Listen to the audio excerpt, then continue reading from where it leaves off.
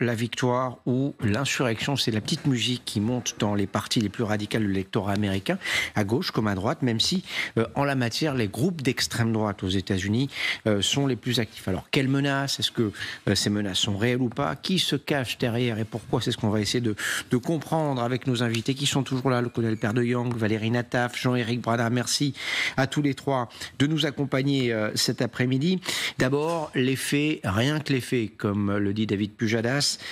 Certains disent cette insurrection, non seulement elle va avoir lieu, mais ça a déjà commencé, Magali Lunel. Oui, on va aller regarder ces images tous ensemble parce qu'elles nous ont un petit peu effrayés, rappelé de mauvais souvenirs. C'était lundi soir. Regardez, des bureaux de vote ont déjà été incendiés. C'était à Portland et à Vancouver. Il y a une autre image qui peut aussi donner le ton. Regardez, une manifestation. Là, c'était avant-hier, de partisans de Donald Trump. Une manifestation devant un bâtiment de Détroit, un bâtiment qui sera utilisé comme centre de dépouillement la semaine prochaine. Ça veut dire que la pression est déjà là et on comprend que le candidat républicain est prêt à tout pour l'emporter. D'ailleurs, il est encouragé par une partie de son camp. Regardez, près d'un républicain sur 5 estime qu'en cas de défaite, l'ancien président doit tenter par tous les moyens de parvenir à la fonction suprême, y compris donc encore une fois de contester les résultats de l'élection s'ils ne lui sont pas favorables. Le correspondant du Monde à Washington l'explique. On sait à quoi s'attendre. Donc, qu'est-ce que va faire Trump a priori la semaine prochaine si jamais il perdait? Annonce précipitée et sans fondement de la victoire du républicain. Possible blocage locaux par ses partisans de la certification des résultats.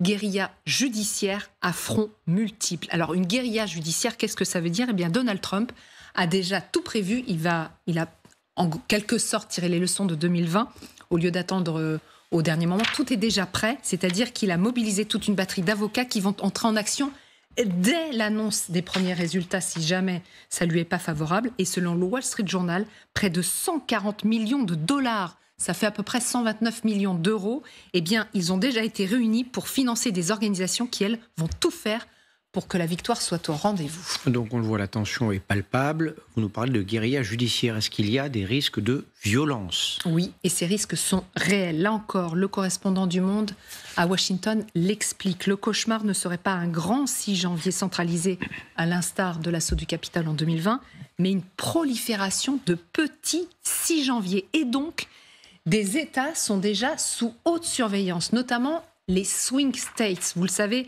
ces États où le scrutin est extrêmement indécis, eh bien, des mesures de sécurité exceptionnelles ont été prises pour protéger les bureaux de vote, pour protéger les bâtiments publics et pour protéger les centres de dépouillement, comme l'explique cet employé. Écoutez. Dans le bâtiment, nous avons remplacé toutes nos fenêtres du premier étage par des fenêtres par balles. Nous avons mis à jour notre système de caméras de sécurité. Nous avons revu à la hausse le nombre d'agents de sécurité, qu'ils soient en civil ou en uniforme. Nous veillons simplement à ce que nous soyons tous en sécurité. Voilà, ailleurs, il y a même des rues qui vont être fermées le jour du vote. Des patrouilles de police vont être renforcées et pire, des snipers seront déployés sur les toits. Ça, c'est une mesure exceptionnelle qui a été décidée à Maricopa dans l'Arizona. C'est l'un des comtés qui avait été l'épicentre de la crise électorale en 2020. C'est une décision qui a fait beaucoup de bruit aux États-Unis. Les autorités locales ont été obligées de se justifier à travers une conférence de presse. Et puis ailleurs, il y a aussi des volontaires chargés du dépouillement qui vont avoir avec eux des procédures d'alerte. Ils pourront être mobilisés ou ils pourront être avertis si jamais il y avait le moindre problème via des SMS spécifiques. Merci Magali. Comme disent les jeunes, c'est bien flippant. Il y a eu le 6 janvier, il y a près de 4 ans. On ne peut pas imaginer que l'État fédéral, que le gouvernement américain ne se prépare pas à tout cela. Est-ce qu'on sait si et ce qui est fait pour tenter d'empêcher... Alors, la contestation juridique, on se doute bien que si les résultats sont serrés, elle aura lieu, dans les deux camps d'ailleurs. Mais dans la rue, c'est autre chose. Ça change ce que l'on sait de cette démocratie américaine. Est-ce qu'on sait ce qui est fait en la matière ou pas? Alors, si vous me permettez, un propos plus large, tout en répondant à votre question, je crois d'abord que c'est normal que l'État fédéral et les États fédérés se préparent au pire, puisqu'il faut toujours prévoir. Et puis c'est vrai qu'il y a 4 ans, il y a quand même eu un exemple qui était navrant. Des dizaines de blessés, 5 morts de mémoire. Hein. Ouais. Donc c'est pas rien, on n'est pas juste dans une contestation. Non, je le précise, parce que tout le monde n'était pas là il y a 4 ans et tout le monde n'a pas tout suivi il y a 4 ans.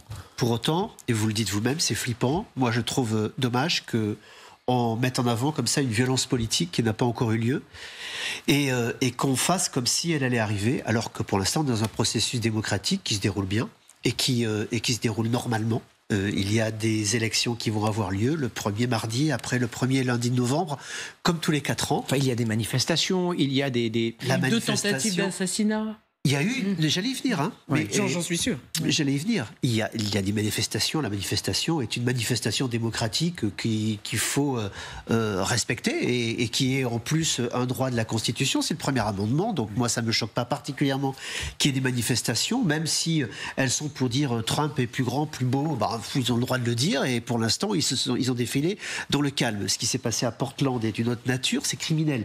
Il s'agit de brûler des boîtes de bureaux de vote, puisqu'il y a des boîtes dans lesquelles on peut déposer son vote par correspondance. C'est surtout dommage pour ceux qui ont voté et qui voient leur vote partir en fumée. Là, c'est pas une... Pardon pour la mauvaise Non, mais bien sûr, phrase, mais il y a eu 2 États dans lesquels une centaine au moins de bulletins de vote ont été brûlés. Ça, c'est pas un fonctionnement normal, démocratique normal. C'est un acte criminel qui donc n'a rien à voir avec une organisation para-électorale qui encouragerait cela. En tout cas, pour l'instant, c'est pas prouvé.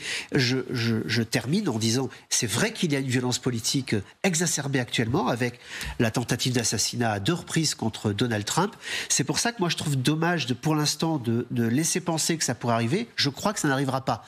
Pour 3 raisons. La première, c'est que Donald Trump n'est plus président et qu'il n'a plus les leviers aujourd'hui pour pouvoir faire ce qu'il veut de ce côté-là, qu'il n'a plus la légitimité d'un président qui fait que beaucoup le suivaient et le croyaient parce que c'était lui la loi et il le disait puisqu'il était président et que certains disaient au nom de cela, il faut le respecter.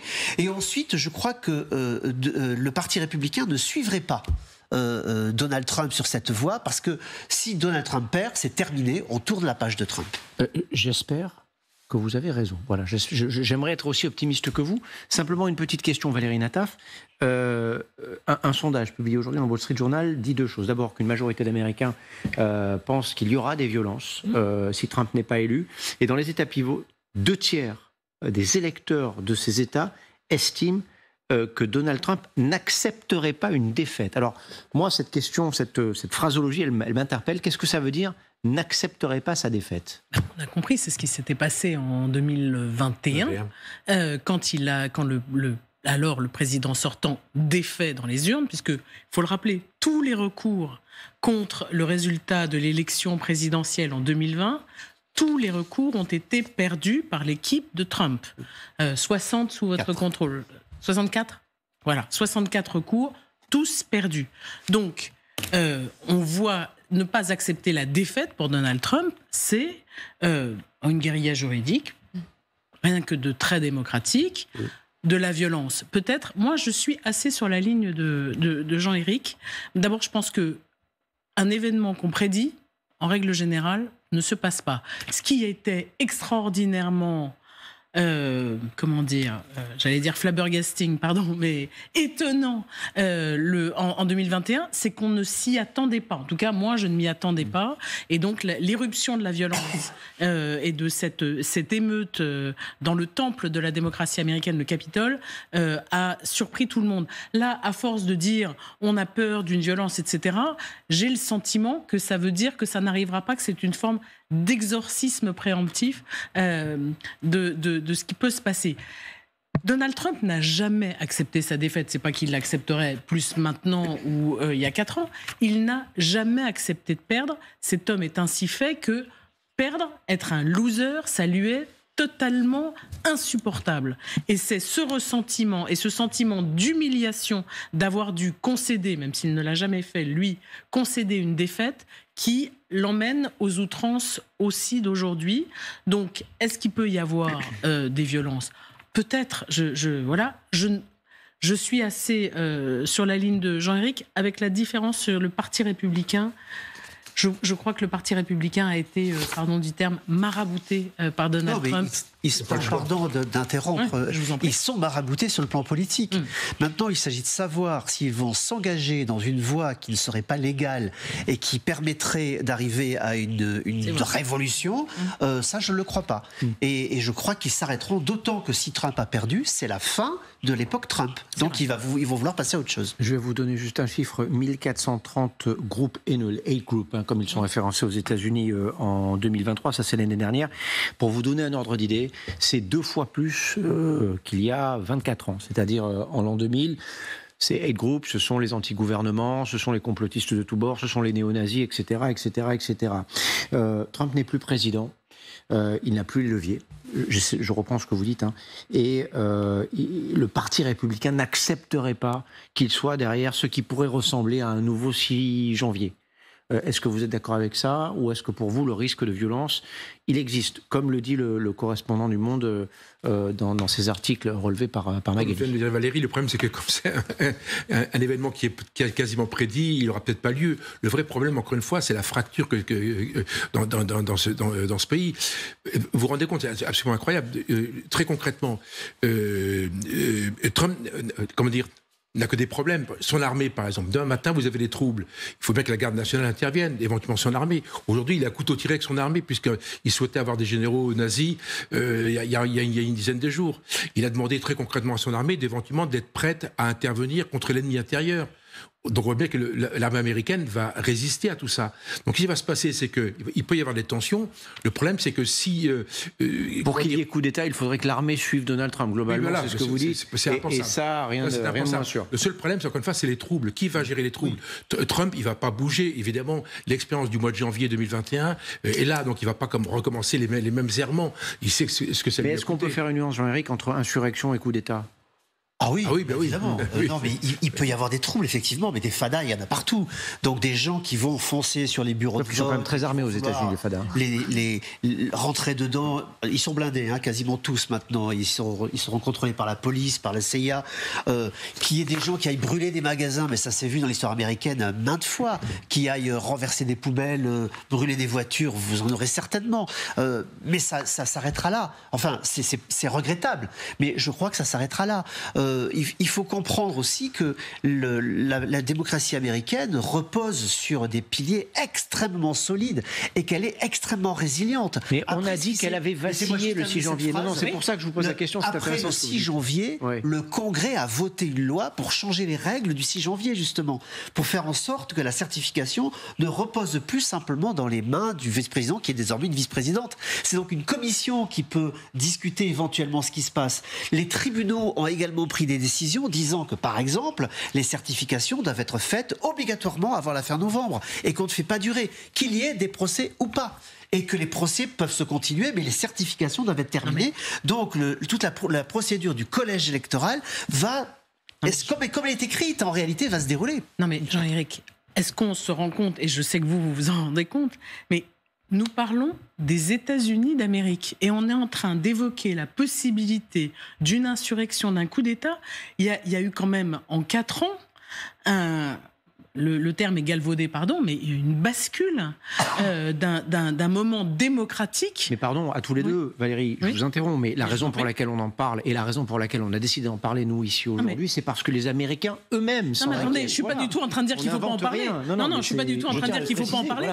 On peut même rappeler quelque chose qui n'a rien à voir avec Donald Trump et 2021.